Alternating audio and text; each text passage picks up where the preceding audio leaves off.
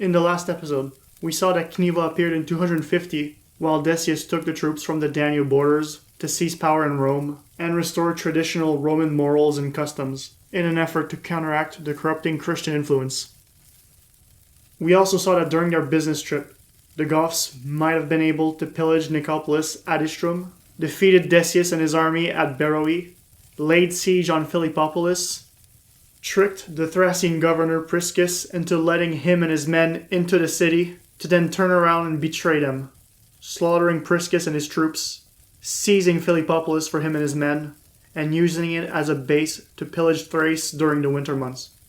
Meanwhile, Decius and the Moesian governor, Trebonianus Gallus, were trying to assemble an army that could oppose the Gothic forces and defeat Cniva once and for all. When the snow eventually melted and spring came back to Thrace, the Gothic army packed up all their loot and Roman slaves and started making their way back home. The exact route they took isn't known, and I might talk about the possible routes they took in another video. But what is certain is that Decius was starting to get in trouble.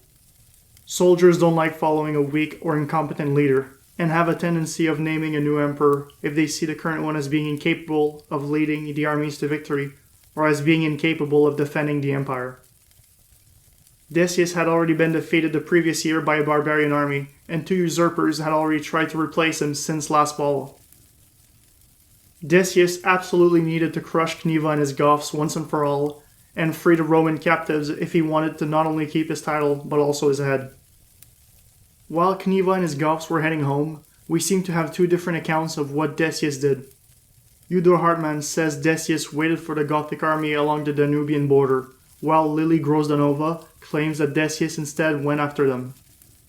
It's probable the 2 of them are partially right.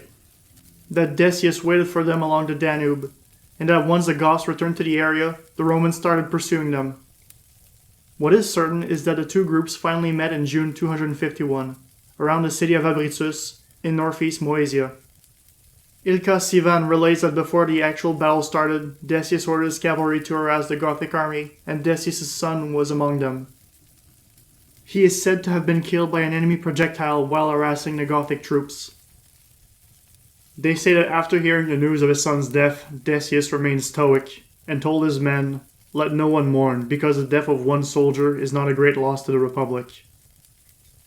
His calm reaction to the tragic news was no doubt a way to hide the pain and preserve his men's morale, emphasizing his sense of duty and the gravity of the situation they were in. The actual battle took place in a swamp area close to the city of Abritus, now known as Razgrad in Bulgaria. Zosimus recounts that the shrewd Cniva decided to split his army into 3 groups. Syvänne thinks that Cniva's plan was the following. The first group was ordered to hide in the woods behind the marsh, while the other 2 would attack the Roman army at different times and then retreat towards the swamp, making Decius think he'd managed to fight off the Gothic ambush and achieve victory over the barbarians.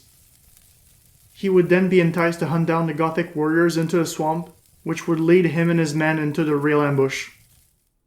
Syvänne bases his interpretation of events from Zosimus' account and the Strategicon, and came up with this interpretation of the events. Decius and his army spotted a group of Gothic warriors standing in plain sight in front of the swamp and marched towards them. This first division attacked the Roman army, clashed with them. Then they pretended to lose morale, panic, and flee towards the marshes along specific trails all the way into the woods.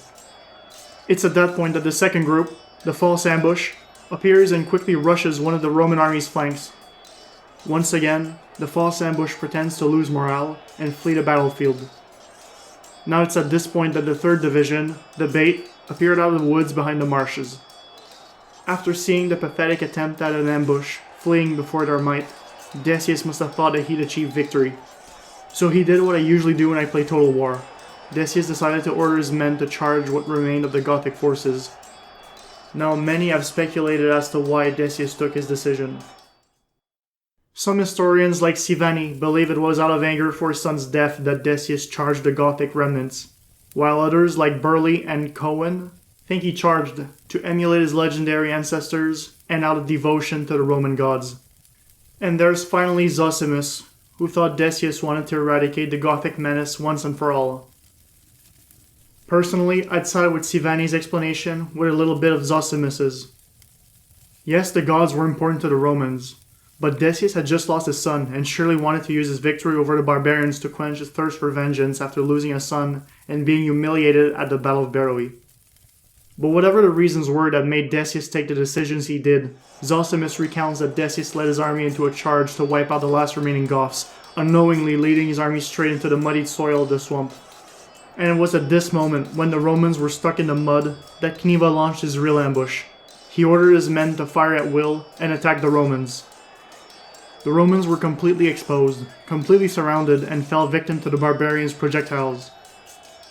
Decius himself had been hit and died in the swamp along with his men in 251, around the age of 50. After Decius' death, the remaining soldiers quickly turned to the Moesian governor Trebonianus Gallus, who'd taken part in the battle as an officer under Decius, and named him emperor. But even with a new emperor, the Roman army had lost so many men during the battle that Gallus was forced to allow the Goths to go back home with their stolen loot and their new Roman slaves. Cniva had crushed the Romans so badly, and he had proven to be such a threat to Rome that they were forced to pay a yearly tribute to Cniva to dissuade him from ever attacking again. And thus, Cniva and his men returned home, with their luggage full of stolen loot and accompanied by their new Roman slaves. And once Cniva got back home, he vanished from history. No one knows what happened to the barbarian who managed to defeat the Roman army and kill the emperor.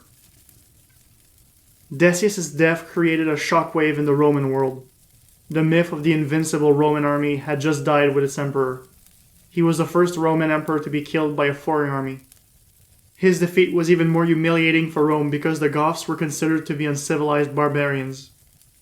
Losing against the Persians was one thing, but losing against the barbarian tribes who lived beyond the Danube was the greatest humiliation possible. The Christians will even rejoice and celebrate Decius' defeat, claiming it was his divine punishment for persecuting the Christians. And this was the story of Cniva, the barbarian who showed the Romans why they should fear the barbarians and never take them lightly. Now, before I end this video, I'd like to go more into details concerning the events that took place around Nicopolis at Istrum in 250. I excluded the debate surrounding the events from my retelling of the story to make it easier to follow.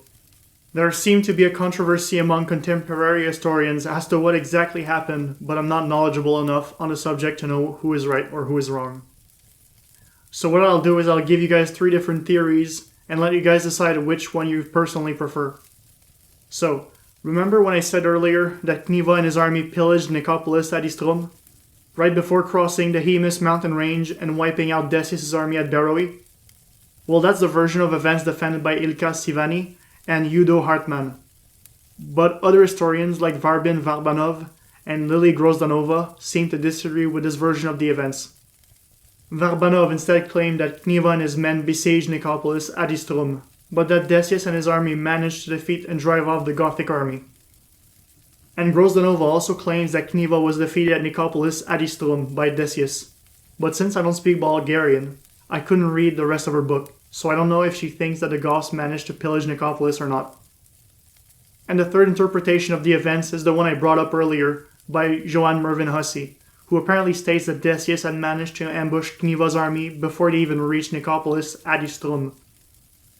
I personally find Miss Hussey's version of the events a lot less credible, not because I have any problem or disagreement with her, but simply because all the contemporary historians I found all seem to disagree with her, and her theory is already more than 60 years old. So maybe new evidence have since come up that discredits her version of events. Now I'll be honest, I found Miss Hussey's version in a Wikipedia article, and I didn't personally look into her book myself because I didn't want to risk getting the coronavirus. And if I remember correctly, the article where I found that info also cited Jordanès for something, and when I went to check out his work myself, I never found the information the Wikipedia article was citing. So I can't 100% confirm if Miss Hussey actually wrote that in her book. So please be careful and go read her book yourself if you plan to use her version of events in an academic paper. And so ends the story of Cniva, the barbarian who brought the Romans to their knees. I hope you guys enjoyed the video. I made a little animation myself to make it easier to understand and follow the story. I hope you guys found it useful. Don't hesitate to leave a comment and tell me what you thought of the videos. Leave a like if you enjoyed it, and subscribe if you want to see more content. There's more than enough room around this fire. The next video will probably be about the different theories I encountered while doing my research. Because it turns out that history is mostly about getting into arguments over personal theories. And it also turns out that I like arguing. So I'll see you guys next time.